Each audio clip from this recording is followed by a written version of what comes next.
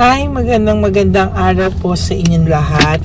And for our second reading for the day today, magandang araw po sa inyong lahat. Ayan. At gusto ko po kayong bigyan ng second reading of the day today, mga kapatid. Ano po kaya ang makikita natin for our second reading for the day today? Okay? Pili po tayo ng 10, mga kapatid. 1, 2, 3, 4, 5, 6, 7, 8, 9, and 10.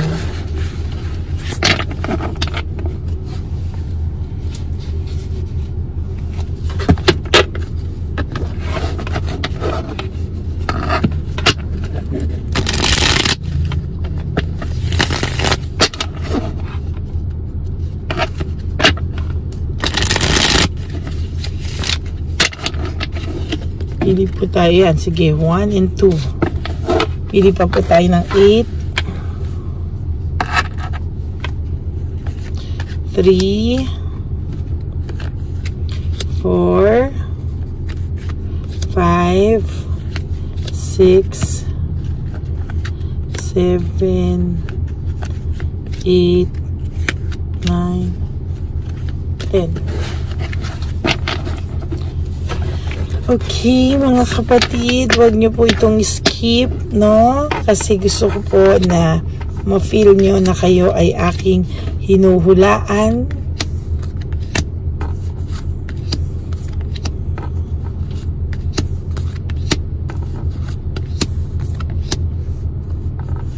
Sa aking harapan, imagine niyo po yan.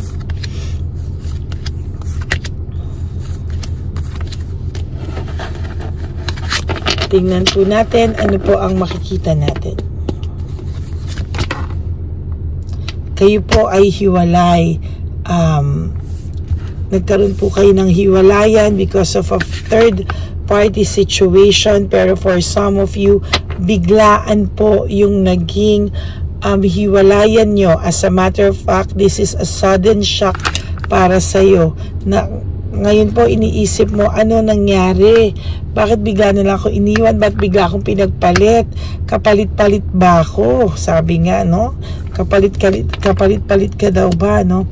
This person po kasi ay naging greedy at sobrang possessive niya, na parang sarili na lang niyang kaligayahan yung inisip niya, at hindi ka po niya inisip kung ano po yung pwede mo pong maramdaman sa lahat ng sitwasyon na ito na nangyayari sa inyo ngayon o nangyari sa inyo. You used to be very happy, you used to be in love, pero one day, boom! No, bigla ka na lang pong nagising na sinabihan ka na po niya ng hindi ka na niya mahal, or bigla na lang siyang nawala. Yung worst po, yung iba po sa inyo, bigla na lang pong nawala na okay pa kayo, bigla na lang boom, nawala na lang na parang bula. Nagkaroon po bigla siya ng bagong buhay. Yung mga plano nyo dati, bigla niya pong tinuloy yung plano niya, ang buhay niyang mag-isa without you. Parang bigla na lang po itong out of nowhere is, ayan na, no?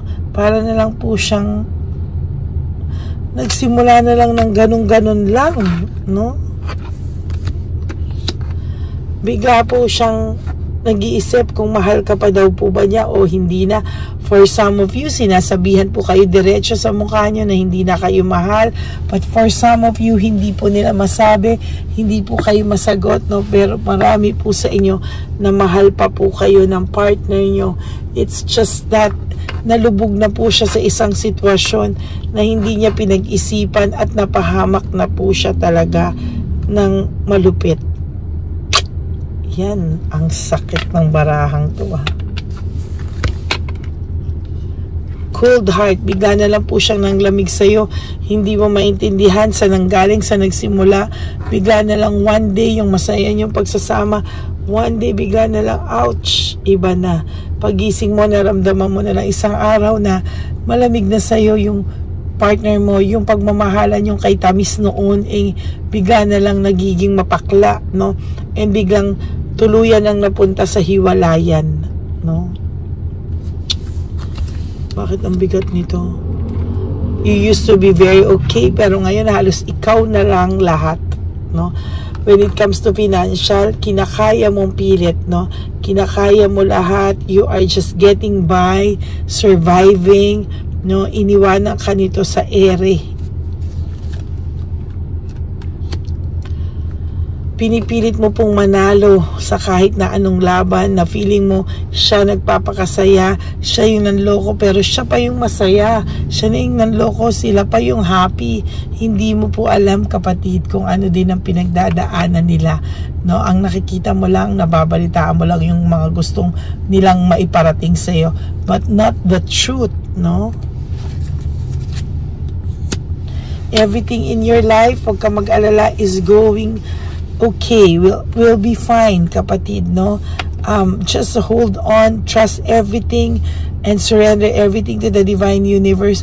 Kasi sa nakikita ko ngayon, ligaw na ligaw lang ang tao mo.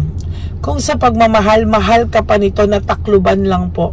Natakluban lang ng pangsariling agenda, pangsariling kasiyahan, pero mahal ka pa po nito. As a matter of fact, naging sistema kanya, naging distracted lang po siya, no?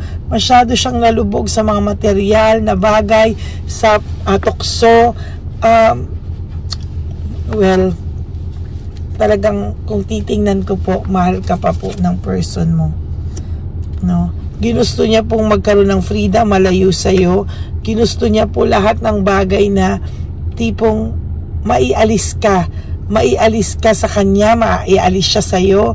Gusto niya po ng bagong mundo, but to be honest with you, ay pinilit niya po na magpakasarili, magpakalayo-layo at mag-ghosting ka niya or umalis siya sa piling mo.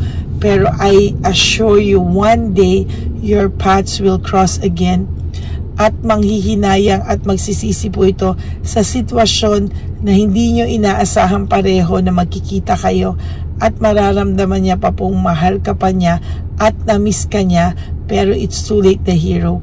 Sa nakikita ko po dito, sa most of you may pagmamahal pa sa taong to, pero may iba rin po na halos isumpa nyo na naririnig ko kayo, no?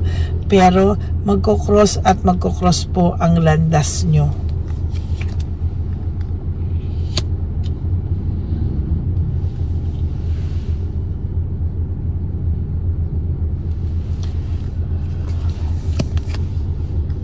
Leaving home, making decision, pinili niya po ang buhay na yan na malayo sa'yo. Pinili niya po yung buhay na yung direksyon na kontrolin niya po ulit, pang sariling direksyon, no? And ito po yung medyo masaklap kasi naiisip niya po na magiging masaya siya without you. Pinapanindigan niya na masaya siya without you. Pero kapatid, no, deep inside his heart, mahal ka pa po ng taong ito, no? Meron nga lang po siya, naging failure lang po siyang maging matapang sa relasyong meron kayo, na ipaglaban kung anong meron kayo. Naging failure lang po siya kasi natukso po siya ng bongga, pero mahal ka pa po niya. Natakluban lang po ng pagmamahal, kaya akala niya po hindi ka niya na mahal, no? Ginastify niya po, may sawa factor po siya sa'yo kasi lagi-lagi kayong naging no? Matagal na kayo, for some of you. Kaya parang nagsawa din to, no? Araw-araw kasi pansit malabon daw, araw-araw sinigang, araw-araw adobo. Parang feeling niya naghanap siya ng kare-kare. Pero sa totoo lang po, babalik to sa pinaka-paborito niyang sinigang or adobo, no? Sa ngayon may galit kayo sa isa't isa. Or for some of you, and hindi na ako iba sa inyo nakikita, wala rin na rin pong galit, pero nalulungkot po, no? Nadadala pa rin po kayo ng lungkot sa inyong mga puso. Pero sinasabi ko po sa inyo na magiging maayos po ang lahat.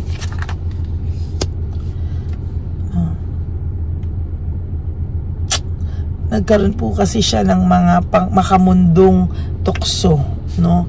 Makamundong tukso na talaga pong hindi niya po kinayang iwasan, no? Hindi po siya naging successful iwasan.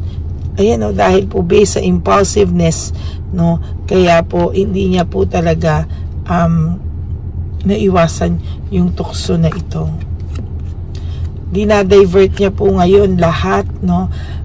Dinadivert niya po lahat ngayon sa ibang bagay para po hindi niya maramdaman yung kirot, hindi niya maramdaman yung emptiness, and magtuloy-tuloy at mapanindigan niya lang po itong bagay na nagawa niya sa'yo.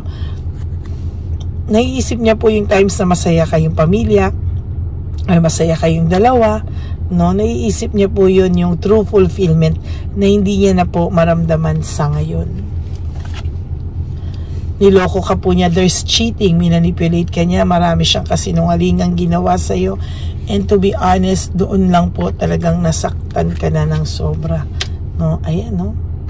Meron po silang problema ngayon. Now, I wanna see what is in his heart, no? Sa mga oras na ito, ano po ba ang nasa isip ng person nyo? Pili po tayo. Sige, ito na lang. I look for you everywhere. Yan po ang sinasabi ko na hinahanap-hanap ka po niya, no? Hinahanap-hanap ka po niya, hindi niya po maintindihan kung bakit po ganyan yung nangyari sa inyo, hindi niya po maintindihan bakit daw po siya natukso, no? Parang ay nako, yan po kasi yung nagpapagulo po sa isipan niya po, no? I feel you even though we are apart, no? So sa ngayon po talaga sabi niya, I look for you everywhere and I feel you even though we are apart. Talaga pong naiisip-isip ka pa po nito, no? And sometimes I stay awake thinking about you. Talaga pong nagsisinkin pa lang po sa tao nyo, no? Nagsisinkin pa rin po to, and most of the time hindi po ito nawawala sa isipan mo, no? At hindi ka rin naman po nawawala sa isipan niya. Kuha nga tayong dalawang cards, last two cards. Ayan, no? Hindi ka rin po nawawala sa isipan niya, no? Tingnan mo po, I look for you everywhere. So kahit saan po pumunta to, nai-imagine ka po niya, naiisip ka po niya.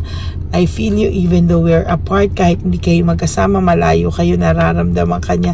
And sometimes I still awake thinking about you. Talaga iniisip niya po. And I know I mess up everything. Alam niya po na siya yung sumira sa lahat-lahat sa inyo. And I wonder if you are happy without me. Oh my God.